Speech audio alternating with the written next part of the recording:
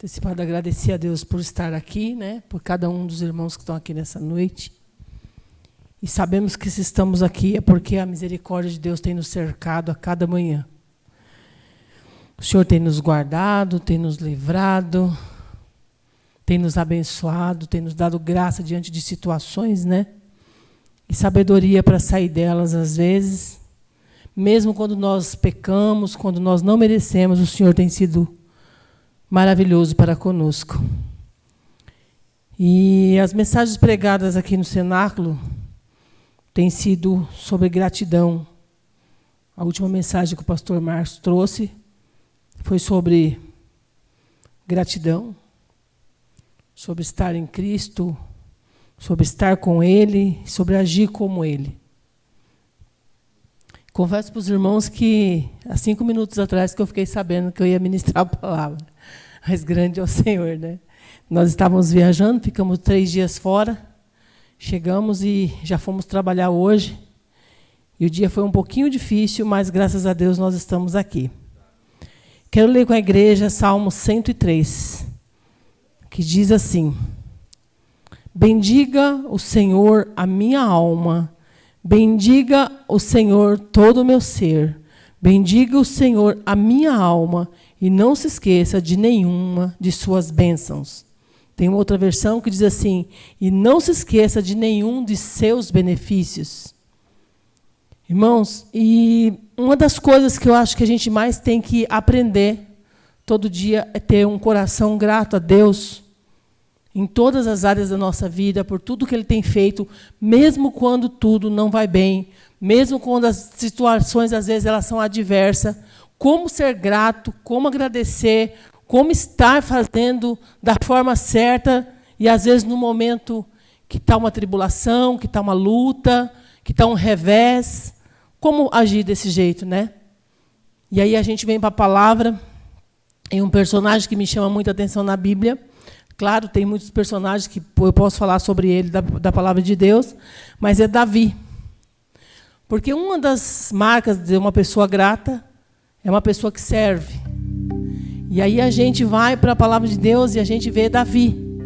Várias passagens de Davi, a gente vê como ele mostra ter um coração grato.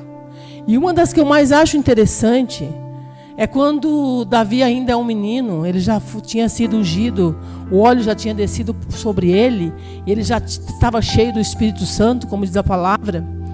E o pai dele chega nele e fala: Davi, vai lá no campo, teus irmãos estão em batalha, em grande batalha, vai lá e vê como é que estão os seus irmãos. E traz a notícia aqui para nós, vê como eles estão, e traz a notícia para mim, meu filho.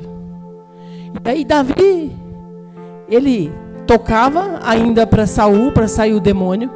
Davi tinha as ovelhas no campo, Davi fazia tudo o que tinha que ser feito, e Davi larga tudo e obedece ao pai dele.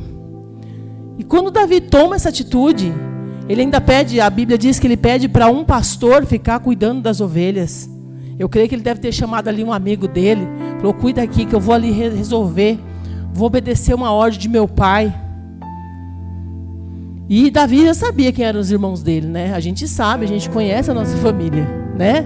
A gente sabe quem são, quem não são. E Davi não titubeia, Davi não reclama, Davi não bate de frente com o pai dele, em nenhum momento. A gente vê que Davi é obediente, que é uma das características da gratidão, é a obediência. Servir, obedecer. E Davi vai até os irmãos dele. Ele pega queijo, ele pega tudo que o pai dele manda ali, faz um embornal e vai até os seus irmãos. E Davi nem imaginava que ele estava indo para o cenário de vitória da vida dele.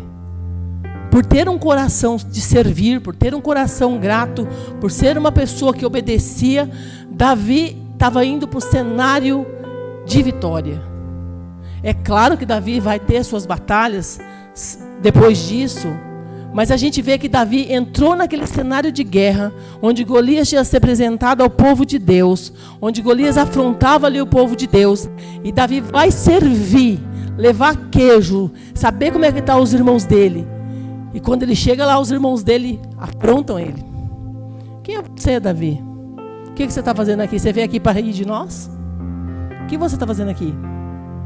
E Davi nem se importa, porque quando o nosso coração está em Deus, quando nós estamos no propósito, nós não nos importamos com o que as pessoas dizem.